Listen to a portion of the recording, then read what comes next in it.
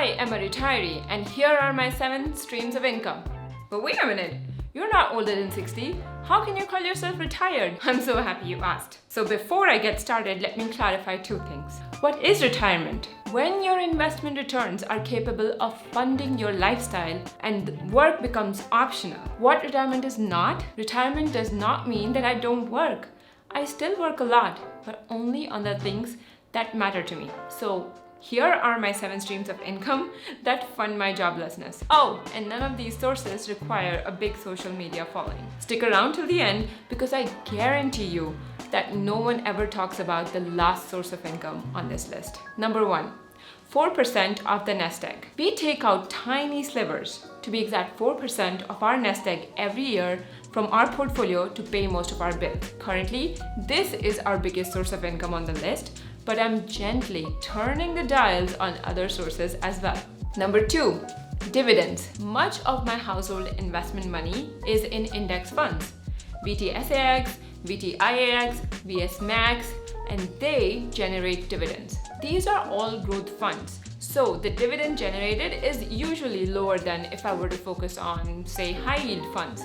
But I'm happy with the growth so far and I like this trade-off. Number 3, rental income from real estate. Our primary residence comes with an ADU, an additional dwelling unit, which generates about a third of our mortgage worth of rent. In future, I intend to add at least a couple of rental units to my portfolio in order to diversify the assets that we own.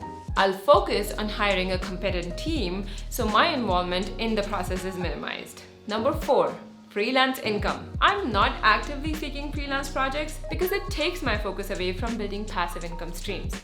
But I came across an exciting project for decent pay, so I took it up. This is not a consistent source of income for me, but it feels great to have an option available in case we ever need it in the future. Number 5, online writing. I started writing on medium.com toward the end of last year and I made my first $5. It was a breakthrough moment for me. The article I wrote had high engagement from readers and we ended up with wonderful conversations around that article. So I got a taste of what it feels like to create something online and get paid for it. In that light, I signed up for the Ship 30 for 30 writing course where I wrote about 22 articles. I was supposed to write 30, but whatever. 22 articles in 30 days and I'm still actively writing on Medium and I've made about $1,500 so far.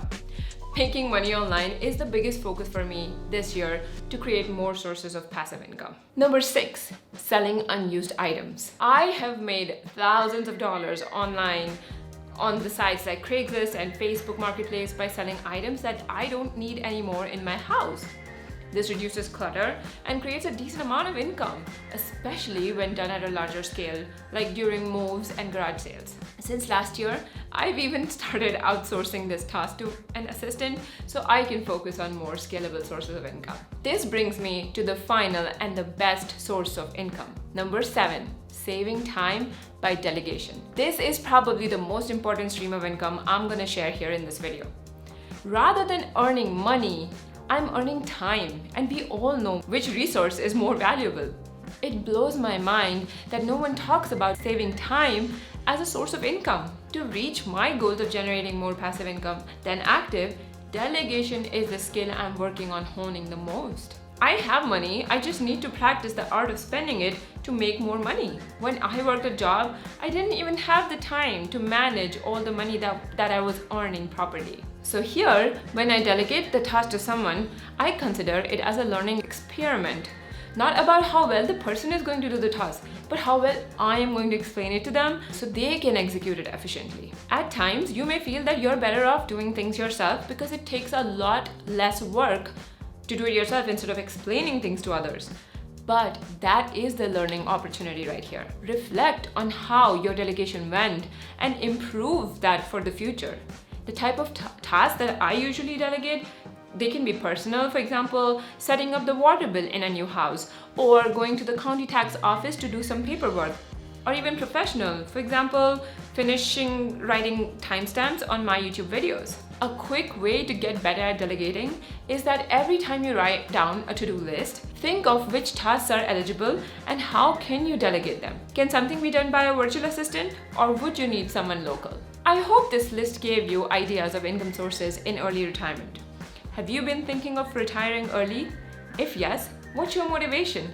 Share it in the comments below and subscribe for more software engineering and early retirement content. I'll see you in the next one.